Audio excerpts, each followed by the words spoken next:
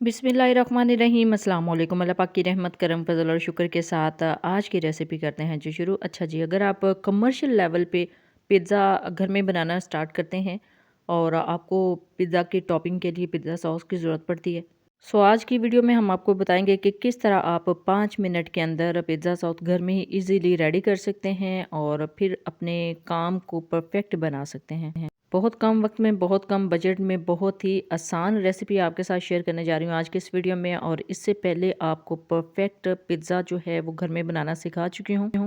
Easily आप घर में पिज़्ज़ा बना के सेल कर सकते हैं। इसका जो लिंक है वीडियो का वो नीचे डिस्क्रिप्शन में और ऊपर आई बटन में आपको मिल जाएगा, आप ज़रूर देखिएगा और इस तरीके से पिज़्ज़ा को घर में रेडी करके इजीली सेल कर सकते हैं। तो चलते हैं जी तैयारी की तरफ। बिस्मिल्लाहिर्रहमानिर्रहीम। यहाँ पे सबसे पहले एक पैन में 2 से 3 टेबलस्पून कुकिंग ऑयल लेंगे। कुकिंग ऑयल को थोड़ा सा गर्म होने देंगे। जैसे ही कुकिंग ऑयल गर्म होना स्टार्ट हो जाएगा, इसके अंदर ऐड करेंगे 1 टीस्पून कुटा हुआ लहसुन। लहसुन को थोड़ा सा पीस लीजिएगा, बहुत ज़्यादा पेस्ट भी बनाने की ज़रूरत नहीं है, इस तरह कुटा हुआ भी चल जाएगा।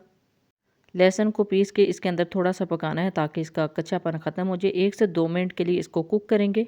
लेकिन यहाँ पे आपने एक चीज़ का ख्याल रखना है कि इसका कलर डार्क नहीं होना चाहिए, बिल्कुल वाइट ही रहना चाहिए। जस्ट थोड़ा सा इसको पकाना है ताकि इसका कच्चापन ख़त्म हो जाए।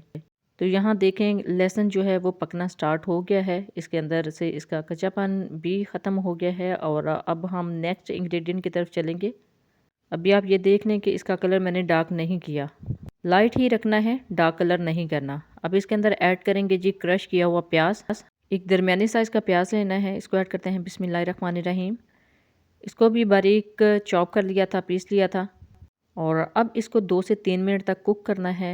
इसको इसका कलर डार्क नहीं करना, जस्ट इसको वाइट ही रहने देना है। लेकिन इसको पकाते हुए आपने एक चीज़ जहन में रखनी है कि इसका कच्चापन हमने यहाँ पे ख़त्म करना है। इन दोनों इंग्रेडिएंट को बिल्कुल भी डार्क नहीं करना, लेकिन इसका कच्चापन ख़त्म होना चाहिए। तो ये देखिए ये अभी वाइट ही है लेकिन काफ़ी हद तक कुक हो चुका है। अच्छा, इससे पहले मैं जब भी घर में पिज़्ज़ा बनाती थी तो बाज़ार की पिज़्ज़ा सॉस यूज़ करती थी, वो काफ़ी कॉस्टली पड़ती है। तो इससे आसान है कि आप इजीली घर में इसको 5 मिनट में रेडी कर सकते हैं। सो परफेक्ट पिज़्ज़ा डो की रेसिपी भी आपके साथ जल्दी शेयर करूँगी, वो भी आप मेरे चैनल पे देख लीजिएगा। बिस्मिल्लाहिर्रहमानिर्रहीम। अच्छा जी, ये है मेन इंग्रेडिएंट्स इस रेसिपी का। आधा किलो टमाटर लिए थे, उनको थोड़ा सा कट करने के बाद ब्लेंडर जग में उनको ऐड किया था और उसकी प्यूरी तैयार कर ली है। उसमें थोड़ा सा पानी भी ऐड कर लिया था ताकि प्यूरी अच्छे से रेडी हो, ब्लेंड हो। तो ये फाइनल इसकी लुक है। अब इसको पकाएंगे 4 से 5 मिनट तक। 4 से 5 मिनट यहाँ पे हो गए हैं और अब हम इसके अंदर ऐड करेंगे 2 टेबलस्पून टमाटो केचप। बिस्मिल्लाहिर्रहमानिर्रहीम। ये सिंपल बाज़ार से मिलने वाली टमाटो केचप है, इससे इसका टेस्ट बहुत ज़्यादा इन्हेंस हो जाता है।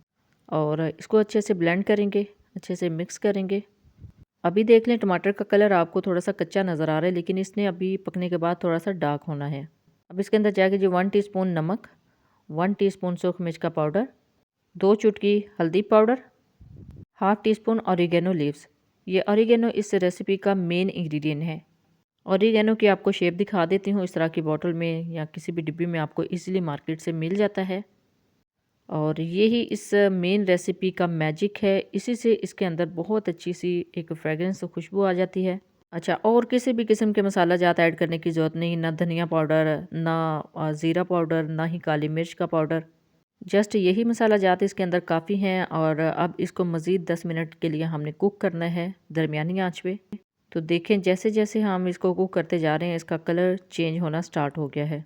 अभी ये इसके अंदर बबल नज़र आ रहे हैं ना आपको, तो समझे ये बिल्कुल पकने के करीब है। ये देखें इसके अंदर तमाम जो पानी है वो खुश्क हो रहा है और बहुत अच्छा इसका कलर आ रहा है इसके अंदर। अब ये थोड़ा सा पानी हमने खुश्क करना है, ये बिल्कुल टेंडर हो चुकी है। तो ये देखिए साथ साथ मैं चेक कर रही हूँ इसकी कंसिस्टेंसी। इसकी कंसिस्टेंसी आपने ज़रूर चेक करनी, बहुत ज़्यादा इसको गाढ़ा भी नहीं कर लेना और इसके अंदर पानी भी आपने नहीं रहने देना। इसका कलर देखने कितना ज़बरदस्त आ गया है। अब यहाँ पे बिल्कुल परफेक्ट रेडी हो चुकी है, पानी इसके अंदर से बिल्कुल रिमूव हो चुका है। तो ये देखिए जी इसकी कंसिस्टेंसी बिल्कुल परफेक्ट कंसिस्टेंसी है इसकी, बहुत अच्छी थिकनेस है इसके अंदर। और अभी हम फ्लेम को ऑफ कर देंगे और इसको रूम टेम्परेचर पे लेके आएंगे। रूम टेम्परेचर पे आने के बाद इसको करते हैं जी डिश आउट। बिस्मिल्लाहिर्रहमानिर्रहीम। यहाँ पे एक बॉल ले लिया है, बॉल के अंदर इसको ऐड कर लेंगे। देख लें कितनी ज़बरदस्त बिल्कुल परफेक्ट पिज़्ज़ा सॉस रेडी हो चुकी है। इसको ठंडा करने के बाद आप स्टोर कर सकते हैं, तकरीबन 6 मंथ के लिए इसको स्टोर कर सकते हैं। किसी जार के अंदर इसको पैक करने के बाद फ्रिज में रख सकते हैं। तो देख लें कितना परफेक्ट इसका कलर है, कितनी ज़बरदस्त इसकी थिकनेस है। तो बहुत ही परफेक्ट है जी ये। इसको ठंडा करने के बाद आप यूज़ कर सकते हैं, पिज़्ज़ा की टॉपिंग कर सकते हैं इससे, पिज़्ज़ा सॉस से। तो अल्हम्दुलिल्लाह बिल्कुल रेडी हो गई है जी पिज़्ज़ा सॉस। बहुत आसान है घर में इजीली रेडी करना। बाज़ार की पिज़्ज़ा सॉस आप भूल जाएंगे और इसको रेडी करके आप स्टोर भी कर सकते हैं लंबे अरसे तक। इसको बनाना बहुत ही आसान है और बहुत ही आसानी के साथ आप बना सकते हैं और घर में इजीली पिज़्ज़ा बेक करने के बाद इसको सेल भी कर सकते हैं। जब भी बनाए अपना फीडबैक ज़रूर दीजिएगा।